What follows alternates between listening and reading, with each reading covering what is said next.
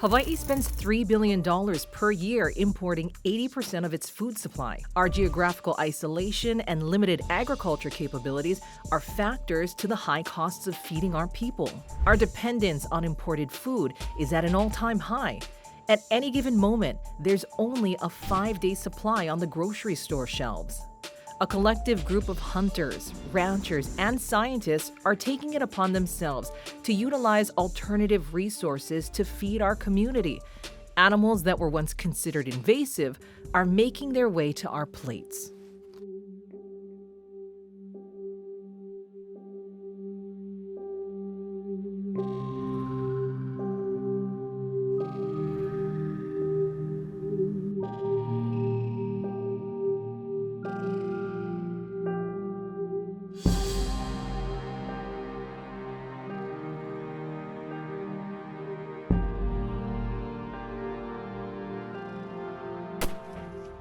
This animal in its current place, trying to find ecological balance, but also finding balance to feed community and customers because of how unique it is as a problem and as a species.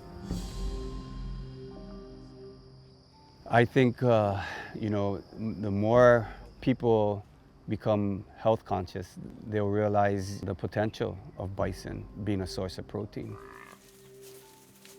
This all began probably about 40 years ago with my interest in water buffalo. I actually discovered them on Oahu. See, buffalo have been in Hawaii since the 1890s. They've outperformed cattle or dairy cattle. So we brought in eland. Presumably the eland can handle harsh conditions better because they came out of Africa under harsh conditions. They're a constant source of food. It helps to sustain the way of life out there. We're working really hard to make a quality product rather than a quantity product. That out there, the only real sustaining work right now is the sheep.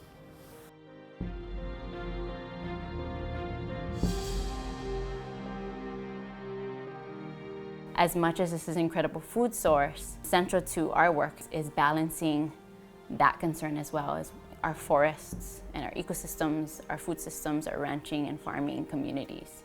If you know exactly the number of deer you have, and you have the tools to remove them and feed community, then you have a choice.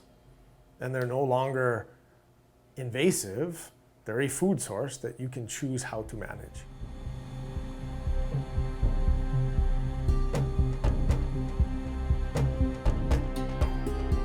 Ag will always be part of the life over there. Ranching will always be part of the life because animals obviously convert grass species to food better than we can. The meats in general on Niihau, lamb goes back to the old merino. To get people to see what it is, to taste it, and now we've moved into more of a quality phase with Niihau Ahiu provisions. Opens more opportunities to a higher end market, which is what we're trying to go for. We're going for quality, because obviously that island can't sustain quantity. And that's true for both the sheep and the eland. Yeah, right down there. I'll try to get them out in the open. I'm really proud of what our guys do with our meat. It helps to sustain the way of life out there. I mean, who else is catching sheep on the back of a horse?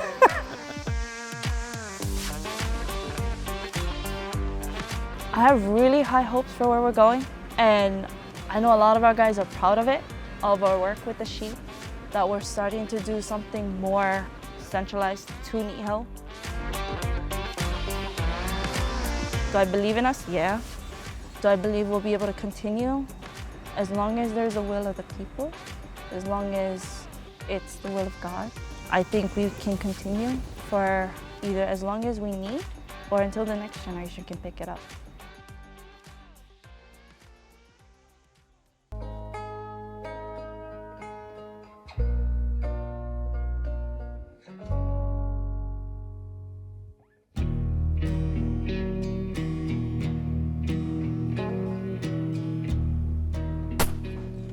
first 7 years, we're designing a harvesting system that could meet the requirements of the USDA, FDA in the field, and could also scale up to collectively be able to harvest enough animals to balance populations. So the thought process was never just like, oh, how do we harvest a few deer? The thought process is, how do we create systems to balance populations?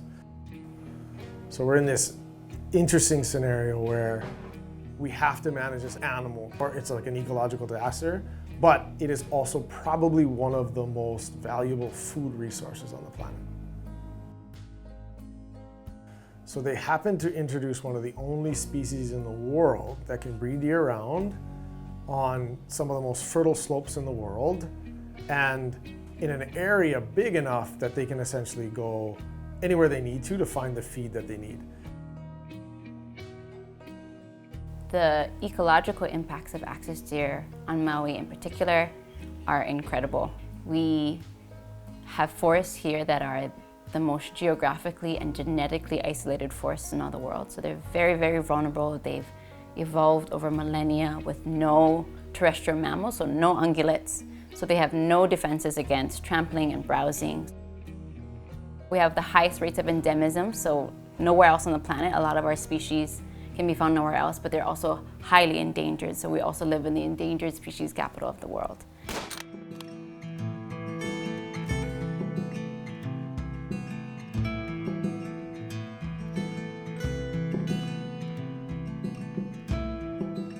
We try and stay away from this word invasive.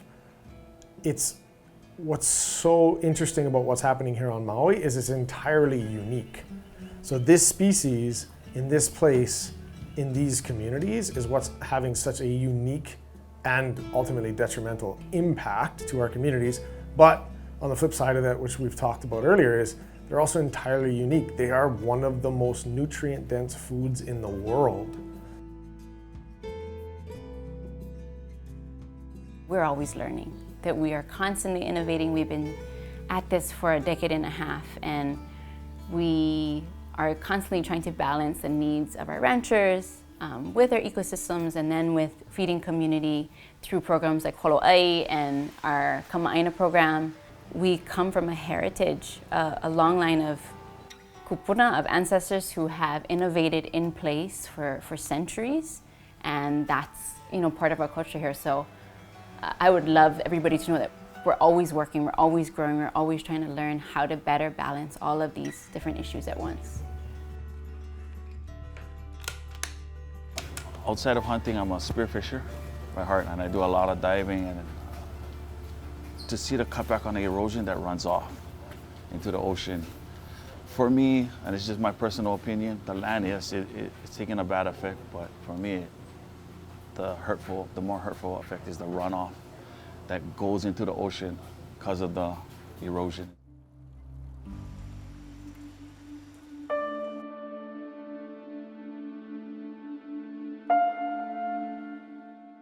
For our team members that have gone from all of them previously being a recreational hunter who were focused on feeding their family, and then to be able to come in here, learn a whole new set of skills, but still that base passion for feeding people and family and community, and then that turns into a career for them. It's been amazing to help build this small community here, and I think personally, it's one of the reasons I started it. It's a job, it's a Kuleana that I think you can do for the rest of your life and feel very fulfilled.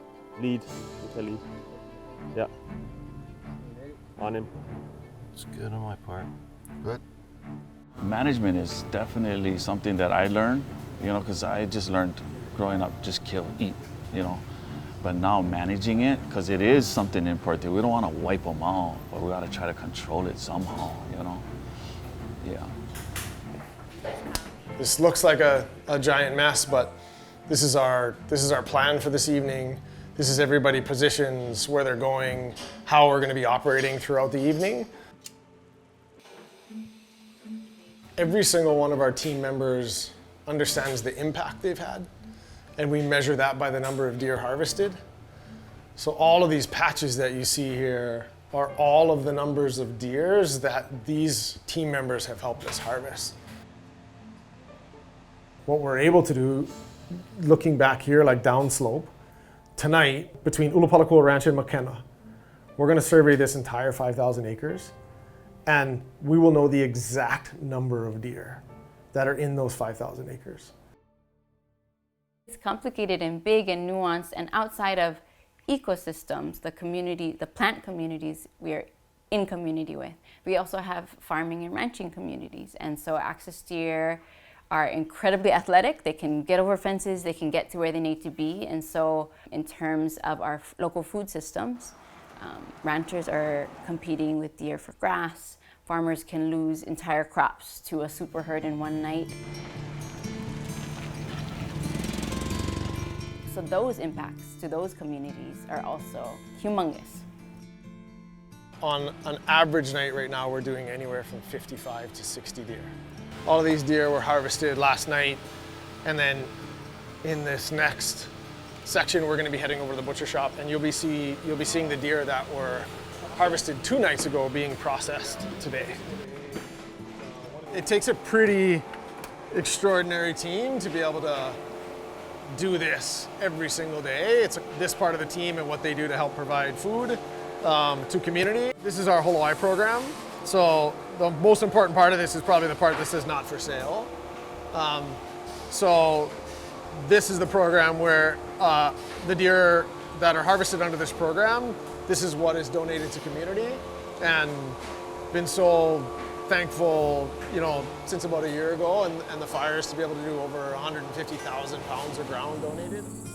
Our kohoa, our chant, our focal point, this is part of the night where performance starts. I think what everybody can take from this is what we have in front of us right now. And so we're just trying to solve a problem with the resources we have available. And island communities, especially these island communities, have always had finite resources. So you work with what you get. And this is what we got. And I think if we are constantly innovating with what we've got and constantly looking at what does food security look like for us for the next 50, 100 years, you use the food that is here. And this food is here.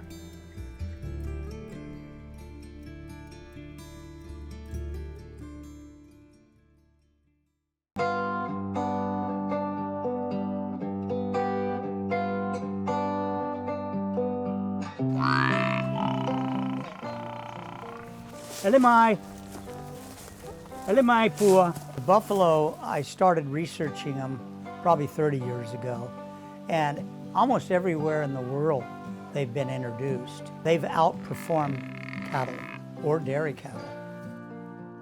You have to realize that these animals are more like pets, farm pets, than they are livestock. You couldn't say that about a Jersey bull or a Guernsey bull or a Holstein bull. Those bulls are dangerous. Where I can walk up and usually put my arms around my buffalo dairy bulls. Water buffalo are so friendly that sometimes you have to push them away. Where the dairy water buffalo, you've got great potential for meat and for milk and dairy products, which are really unique. The real interesting part of it is for lactose intolerant people, it has a low irritation factor in it. Water buffalo dairies are all over the world. Welcome to Barlotti Farm. In Italy alone, there's over 50,000 dairy water buffalo. Colombia has almost 500,000. We have the only dairy water buffalo in the tropical place right now. They're just uniquely biologically and genetically suited for the tropics. Buffalo can thrive in either wet areas or reasonably dry areas. I want more oranges. Yeah, Caniella, you good boy. So I brought these 4 pregnant heifers in from Arkansas, and it just made me realize that there were huge potential in these animals. I almost do nothing for them. I mean, I check their water, make sure their water's full, and they've got a mineral block, but I don't have to do anything to them. And to move them, I don't need cowboys, ropes, or horses. I just go, whoo, hello my buffalo gals, and they come running because they know they're going to go into a paddock with nice green grass every 2 to 4 days.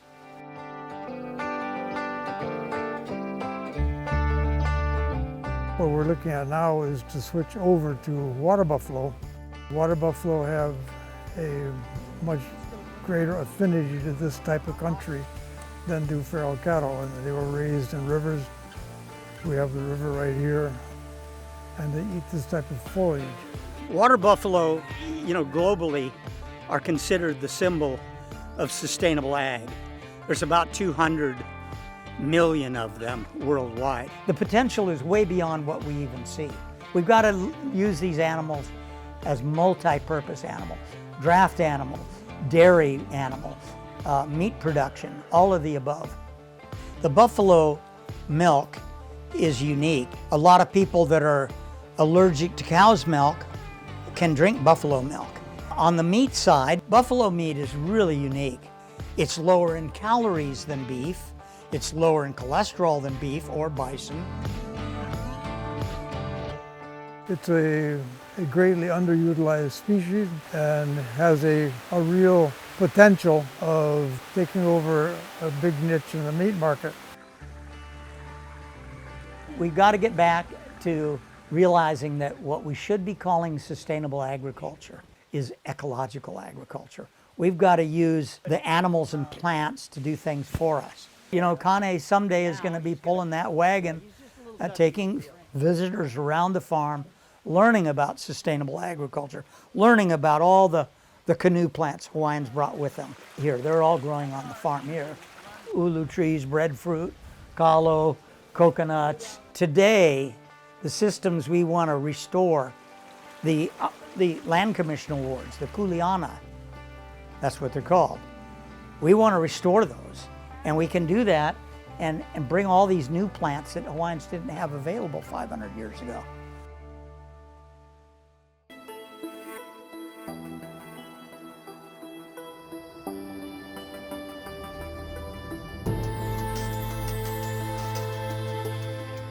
So originally, a man named Bill Maui bought this property back in the 60s and decided he wanted to produce something on his property that would help feed the island. And he chose a bison. And the reason was that he wanted to help save the bison because of the dwindling animals in the mainland. He decided to try and raise them here. So in 1969, I think he brought in 6 animals to start a bison herd. Later in the 70s, he brought in more bison from South Dakota to expand the herd with the intentions of providing a protein source for the island. Who else riding with us? In the process, we're trying to adjust the herd back to what it should be, as far as herd health, the age of the cows, bringing in new genetics, with bulls, and we also brought in heifers too, and just trying to overhaul this herd, get it back into good health.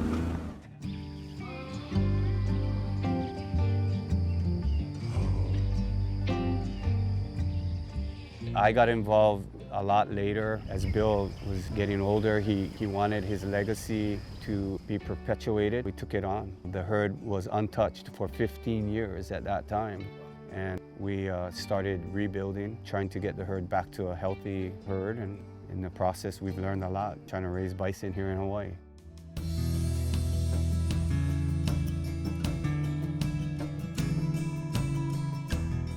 Hanalei Valley is actually a beautiful valley. The grasses here are outstanding. I think I would consider the grass here as one of the best feedstuff sources here in Hawaii. Although it's not the right environment for bison. Bison, came from the Great Plains, a lot more arid, not as much moisture. They've done okay here. They had a few hurdles health-wise that could be improved by finding an area that is more suitable where they came from. We have not pushed this at all. We've pushed the ground meat only because Number one is that we don't have the numbers, to supply what the demand actually is of, the prime cuts.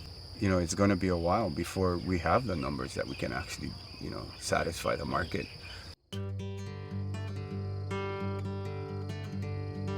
Bison, health-wise, is really a healthy source of protein. It's low in fat, quite a bit lower than beef. The taste is very, very excellent. The more people become health conscious, I think they'll realize the potential of bison being a source of protein. I'm hoping that Hawaii become more sustainable agricultural-wise, and I think that the bison could play a role in the future of agriculture here in Hawaii.